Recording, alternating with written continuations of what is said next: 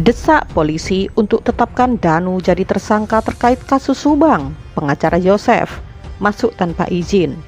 Namun sebelum lanjut, jangan lupa subscribe channel ini ya guys, agar kalian tidak ketinggalan berita terbaru seputar dunia selebritis. Kalau kalian sudah subscribe, mari kita lanjut dan tonton video ini sampai habis ya. Masih terus bergulir kasus pembunuhan ibu dan anak di Subang, Jawa Barat. Bahkan belum lama ini, Muhammad Ramdhanu alias Danu 21 merupakan salah satu saksi kunci diperiksa kembali oleh polisi berkali-kali. Hal tersebut terkait dengan kejanggalan dari pengakuan Danu terhubung dengan kasus kematian Tuti Suhartini 55 dan Amalia Mustika Ratu 23. Kini Rohman Hidayat, tim kuasa hukum Yosef di kasus Subang, meminta Polres Subang supaya menetapkan Danu dan juga petugas Banpol dijadikan tersangka dengan kasus menghilangkan barang bukti. Diketahui sebelumnya oleh oknum Banpol, Danu mengaku sempat disuruh membersihkan TKP di Jalan Caga sehari setelah pembunuhan atau tepatnya tanggal 19 Agustus 2021. Rohman Hidayat meminta aparat mengusut tegas pengakuan Danu tersebut terkait hal tersebut.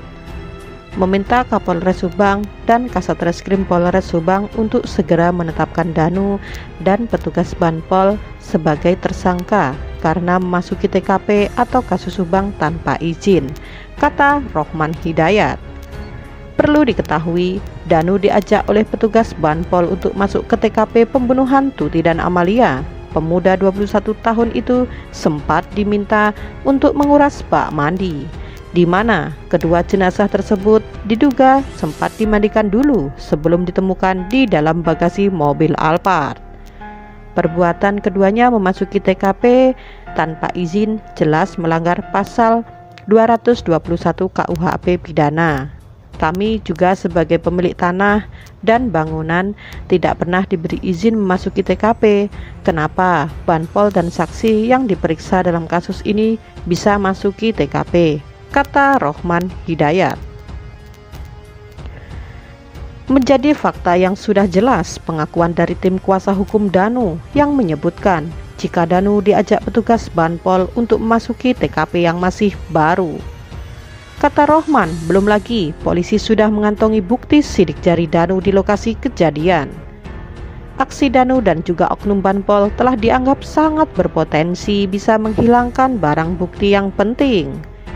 Kita kan nggak tahu apakah ada perusakan barang bukti di TKP, tapi yang pasti bisa saja ada karena ada orang masuk TKP tanpa izin, katanya. Dengan adanya orang masuk TKP tanpa izin, bisa jadi kasus ini sulit terungkap karena ada barang bukti yang rusak di TKP saat dimasuki orang di luar polisi, ucapnya. Sebelumnya, Danu sempat diminta pihak keluarga guna mengecek ke TKP sebelum akhirnya Danu bertemu dengan oknum Banpol tersebut. Akan tetapi, Rohman meyakinkan jika orang yang menyuruh Danu bukanlah Yosef.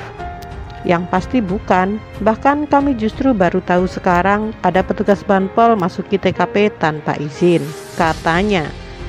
Terima kasih sudah menonton video ini sampai habis ya guys. Jangan lupa like, comment, and subscribe. Dan sampai jumpa di video selanjutnya. Tetap patuhi protokol kesehatan.